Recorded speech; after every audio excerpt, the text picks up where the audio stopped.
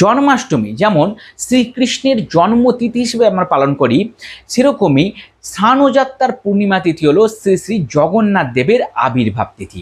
আগামী 29শে জুন 2026 সোমবার দিন আসতে চলেছে এই বিশেষ তিথিটি।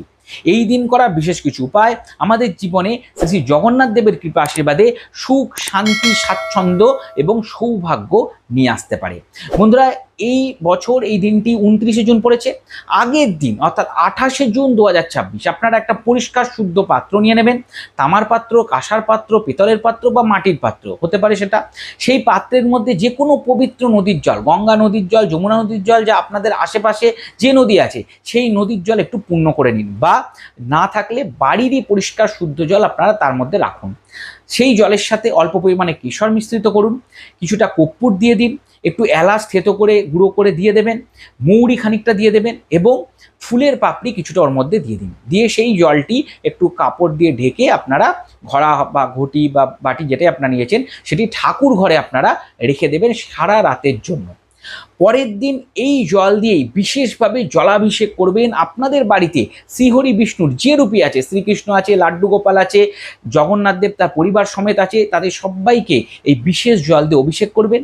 অভিষেক করার আগে অবশ্যই একটু সাদা চন্দন বেটে বিগ্রহদের গায়ে লেপন করবেন, শ্রীঅঙ্গে লাগিয়ে দেবেন এবং তার সাথে একটু পরিষ্কার একটা হালকা বস্ত্র অবশ্যই বিগ্রহদের পরাবেন। আর তুলসীর মালা গলায় দিতে পারে, তার সাথে কোনো ড্রাই ফ্রুটসের মালা বা একটু যে কোনো ফলের মালা বানিয়েও আপনারা দিয়ে দিতে পারেন।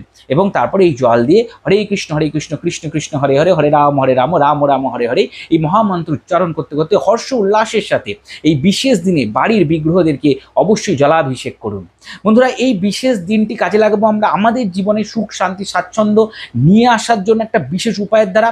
এবং বাড়িতে যে বাচ্চারা আছে যারা ভীষণ চঞ্চল, দুষ্টু হয়ে উঠেছে, তাদেরও মন শান্ত করা, তাদের পড়াশোনায় যাতে আরও বেশি কনসেন্ট্রেশন হয়, তাহলে এই উপায়টি যেটি বলছি সেটি অবশ্যই করবেন। কি করতে হবে? আগের দিন অর্থাৎ 28 তারিখে একটা পরিষ্কার পাত্র নিয়ে নেবেন, তার মধ্যে জল পূর্ণ করবেন। গঙ্গা জল হলে সব থেকে ভালো, নাহলে এমনি পরিষ্কার শুদ্ধ জল নেবেন। তার সাথে একটা শঙ্খ, বাড়িতে যে বাজাবার শঙ্খ বা জল শঙ্খ আছে সেটিও জলের মধ্যে সারা রাতের জন্য রেখে দিন। পরের দিন যখন স্নান করতে যাবেন আপনারা এবং আপনাদের বাড়ির যে সদস্যরা আছে তারা ওই জলটি স্নানের জলের সাথে মিশিয়ে নিয়ে আপনারা স্নান করুন। বা যারা এই দিন এই স্নানযাত্রার দিন অনেকে নদীতে গিয়ে স্নান করতে চান, সমুদ্রে গিয়ে স্নান করতে চান, তারা তো অবশ্যই করবেন। বাড়িতে আসার পরে এই জলটি শ্রীহরির নাম করে একটু নিজেরা ছিটিয়ে নেবেন এবং অবশ্যই এদিন চন্দন বেটে কপালে কিন্তু পড়তে ভুলবেন না। বন্ধুরা, এই ধরনের ভিডিও যদি আপনাদের ভালো লেগে থাকে তাহলে চ্যানেলটিকে অবশ্যই সাবস্ক্রাইব করে পাশে থাকা বেল বাটনটা আজই ক্লিক করে দিন। জয় জগন্নাথ।